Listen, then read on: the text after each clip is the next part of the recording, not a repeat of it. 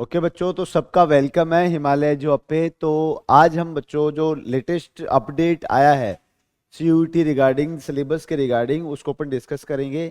तो जब भी अपने को अपनी प्रिपरेशन रखनी है तो उसमें बहुत ज़रूरी होता है कि आपको सिलेबस क्लियर होना चाहिए, कौन सी चीज़ आ रही है, कितनी आ रही है, किस हिसाब से कौन चीज़ हटी है, ये भी अपने को क्लियरली पता होना चाहिए। तो हमारे लिए कुछ पॉजिटिव यहाँ से निकल के आए, कुछ चीज़ें जो बहुत पुरानी पैटर्न की थी, मतलब बहुत पहले सीबीएसई बोर्ड से भी हट चुकी है और अब आरबीएसई में या कितने भी बोर्ड्स जो आपके स्टेट बोर्ड्स है वहाँ से भी हट चुकी थी, वो इसमें चल रही थी। तो जैसे आपके कम्युनिकेशन वाला चैप्टर बहुत पहले हटाया जा चुका है ये, तो वो अब आपके सीयूटी का पार्ट नहीं है, वो हट चुका है कंप्लीट चैप्टर। और कुछ चैप्टर्स में कुछ चीज़ों को भी हटाया है, तो वो भी अपने को ध्यान से देखना है। वन बाय वन अपन देखते चलेंगे। और बच्चों कुछ चैप्टर ऐसे भी हैं जिनमें मोस्टली चीज़ें वो ही रखी गई है क्योंकि वो इम्पोर्टेंट है, ठीक है। और जो चीज़ें लर्न करने वाली थी वहां से भी कुछ चीज़ों को हटाया है। तो चलो अपन without wastage a single minute start करते हैं कि हमने। तो बच्चों अपने सबसे पहले आती है यूनिट इलेक्ट्रोस्टेट।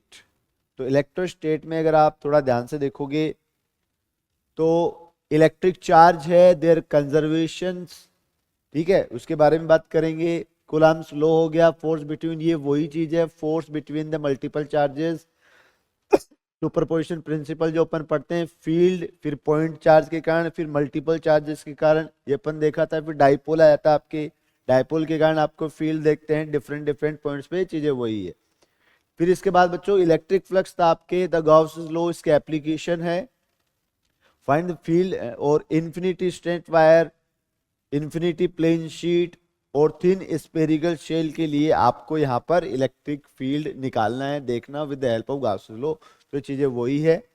फिर अपने आता है तो इलेक्ट्रिक पोटेंशियल, जो आपका चैप्टर नंबर 2 है कैपेसिटेंस वाला। तो इलेक्ट्रिक पोटेंशियल यहाँ पे है, electric difference, electric potential due to the point charge. फिर डाइपोल के लिए अपन एक्सिस पे परपेंडिकुलर बाइसेक्टर पे देखते हैं, सिस्टम ऑफ चार्जेस पढ़ेंगे। इक्विपोटेंशियल सरफेस इंपॉर्टेंट पॉइंट था यहाँ पे, इलेक्ट्रिक पोटेंशियल एनर्जी और इलेक्ट्रिक डाइपोल। तो यहाँ पर बहुत ज्यादा वेरिएशन आपको देखने को नहीं मिलेगा।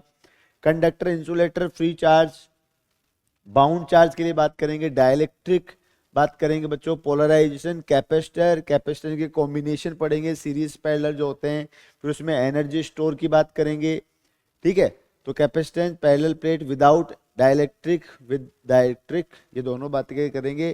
कैपेसिटेंस वही C is equal to epsilon not upon D जो था, और इसमें आपके energy stored in the capacitor. तो ये अब आपके से मान के चलो सीबीएसई का जो सिलेबस है बच्चों उसके काफी इक्विवेलेंट आपके आ चुका है। नेक्स्ट अपन बात करेंगे करंट इलेक्ट्रिसिटी, काफी मेजर और बड़ा पोर्शन है। अगर आप बोर्ड एग्जाम को देखें सीबीएसई और किसी भी बोर्ड एग्जाम को देखें तो electric current, electric charges, metallic conductor, drift velocity, mobility relation, Ohm's law आपके आगे है। इसमें वीआई कैरेक्टरिस्टिक की बात करेंगे, electric energy, power, electric resistance, temperature पे इसकी dependency, internal resistance, cell combination पढ़ेंगे अपन, पोटेंशियल डिफरेंस एंड ईएमएफ में डिफरेंस क्या है इसके बारे में क्वेश्चन पूछेंगे। और बच्चों combination of cells, series in parallel, तो ये बेसिक पार्ट जो है वो यहीं पे है। फिर आपके इसमें Kirchhoff's law and wheat stone bridge. तो बच्चों आप अगर थोड़ा सा ध्यान से देखोगे तो इसमें आपके मीटर ब्रिज यहाँ पे नहीं है, और इसमें आपके जो पोटेंशियोमीटर है वो भी नहीं, ठीक है। तो ये दोनों चीजें जो यहाँ पे हट चुकी है, एक मेजर पार्ट था बट अब नहीं है। फिर अपन बात करेंगे बच्चों मैग्नेटिक इफेक्ट ऑफ करंट की। तो concept of magnetic field, Oersted law जिससे आप Biot Savart law, electric magnetic potential field निकालते हैं, वो आ गया है। फिर आपके एम्पेयर्स लॉ जो चीज़ों को आसान कर देता है, जैसे गाउस लॉ होता है, उसके एप्लीकेशन से स्ट्रेट वायर के लिए, सोलेनोइड, फोर्स मूविंग चार्जेस के लिए F is equal to Q V B sine theta, उसके बारे में बात करेंगे। Force, current carrying conductor, uniform magnetic field, force between parallel wire, दो पैरेलल वायर से करंट फ्लो करती है तो फोर्स कितना किधर लगेगा वो है।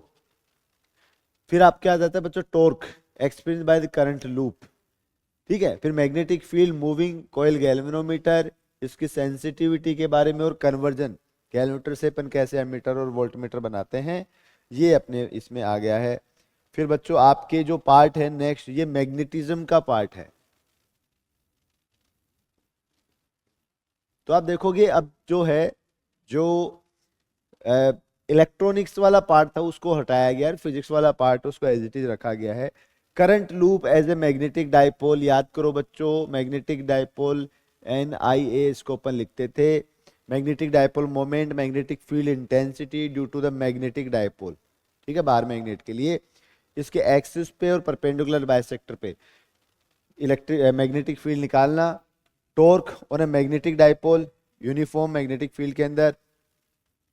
Magnetic bar magnet as an equivalent solenoid, magnetic field, para dia ferromagnetic substance with example. इसमें हिस्टेरिसिस वगैरह यहाँ पर हट चुका है बच्चों, ठीक है। इलेक्ट्रोमैग्नेट यहाँ पे हट चुका है, परमानेंट मैग्नेट यहाँ पे नहीं, तो वो पार्ट जो है वो यहाँ से हटा है। फिर अपन आगे अगर बात करें तो इलेक्ट्रोमैग्नेटिक इंडक्शन और ऑल्टरनेटिंग करंट। बच्चों जैसा कि आप देख सकते हो तो काफी कम चीजें लिखी हुई है, तो इसमें इलेक्ट्रोमैग्नेटिक इंडक्शन के बारे में बात करेंगे, Faraday's law, induced EMF current, Lenz law, eddy current, self and mutual inductance, इसकी बात की गई है। ऑल्टरनेटिंग करंट, फिर आपके second part, the peak RMS value of alternating current, voltage, reactance, impedance, LC oscillation की बात की गई है। LCR series circuit, resonance, power, wattless current और एसी जनरेटर।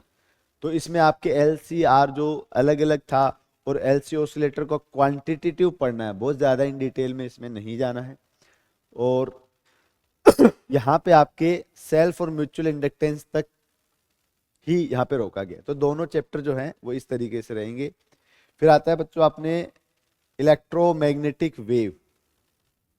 इलेक्ट्रोमैग्नेटिक वेव में डिस्प्लेसमेंट करंट क्या है, इलेक्ट्रोमैग्नेटिक वेव, इनके characteristic, quantitative idea, transverse nature of electromagnetic wave के बारे में अपन बात करेंगे। Electromagnetic spectrum, radio, micro, infrared, visible, X-ray, gamma rays, including the elementary fact about their uses. तो यूजेस तक आप सीमित कर सकते हैं, बहुत ज़्यादा इसमें इलेक्ट्रोमैग्नेटिक वेव कैरेक्टरिस्टिक के बारे में बात नहीं की गई है, बट आपको फिर भी इलेक्ट्रोमैग्नेटिक वेव की एनर्जी कितनी होती है, energy density, magnetic electric field में क्या रिलेशन होता है, वो अपने को देख के यहाँ पे जाना है। तो बच्चों कोर्स को थोड़ा अपने लिए आसान बनाया गया है। अब ऑप्टिक्स अपने आप में एक बहुत बड़ा पार्ट है। तो रिफ्लेक्शन ऑफ लाइट की बात की गई, स्फेरिकल मिरर की बात की गई, मिरर फॉर्मूला, रिफ्रैक्शन, यहाँ पर आपके रिफ्लेक्शन कंप्लीट हुआ है। उसके बाद रिफ्रैक्शन ऑफ लाइट, TIR की बात की गई है बच्चों, इंपॉर्टेंट पॉइंट है। ऑप्टिकल फाइबर इसी का पार्ट है, स्फेरिकल सरफेस से रिफ्रैक्शन। फिर lens, thin lenses formula, lens maker formula, magnification, power of lens, combination of thin lenses in contact, combination of lens and mirror, refraction and dispersion of light through the prism. prism भी यहाँ पे ले लिया गया, तो इसमें reflection, refraction and prism जो है, TIR जो है वो एज इट इज रखा हुआ है, बहुत ज़्यादा वेरिएशन यहाँ पे नहीं दिखा। Scattering light, blue, sky colour, reddish, appearance of sun and sunset, scattering है, ठीक है। ऑप्टिकल इंस्ट्रूमेंट में आपको माइक्रोस्कोप, ठीक है, एस्ट्रोनॉमिकल टेलीस्कोप्स, तो इसमें सिंपल माइक्रोस्कोप और कंपाउंड माइक्रोस्कोप दोनों आ जाएगा। एस्ट्रोनॉमिकल टेलीस्कोप में रिफ्रैक्टिंग एंड रिफ्रैक्टिंग दोनों है बच्चों, एंड देयर मैग्नीफाइंग पावर, तो ये फॉर्मूला अपने को आना चाहिए। फिर आती है आपके वेव ऑप्टिक्स, तो वेव ऑप्टिक्स में वेव फ्रंट क्या होती है, हाइजीन का प्रिंसिपल जो था वो अपने को बताना है। Refraction of wave at the plane surface using wave front, तो वेव फ्रंट की हेल्प से आपको ये चीजें बतानी है इसमें, ठीक है। Proof of refraction Huygens principle, तो इसका प्रूफ, ठीक है, पता होना चाहिए क्या प्रूफ था बच्चों। यंग्स डबल स्लिट एक्सपेरिमेंट बहुत इंपॉर्टेंट है। Expression with the fringe width, coherent source and sustained interference of light. Diffraction due to single slit, diffraction के बारे में बात की गई है। Polarization and plane polarize light, यहां तक अपने को प्लेन पोलराइज लाइट यहाँ तक अपने को जाएगा, ब्रेविस्टर्स लॉ वगैरह सब इसमें वो आ जाएंगे।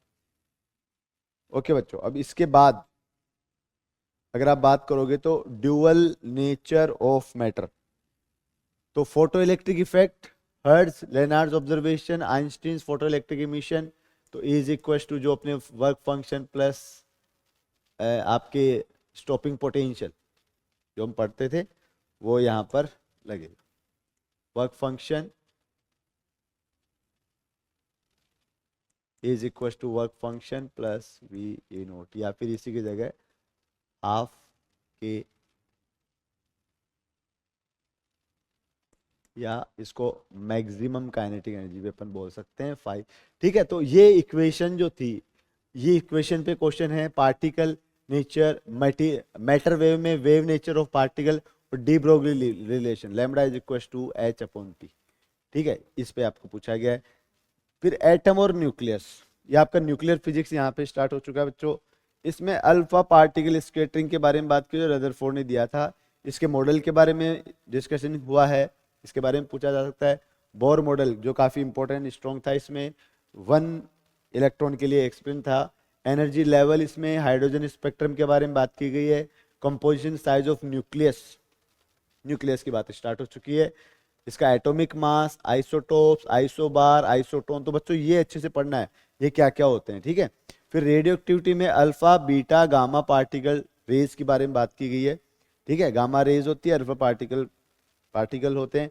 Their properties, mass energy relation जो उसके बारे में बात की है, बाइंडिंग एनर्जी पर न्यूक्लियन इसके बारे में बात की, it's variation with the mass number and nuclear fusion and fusion reaction.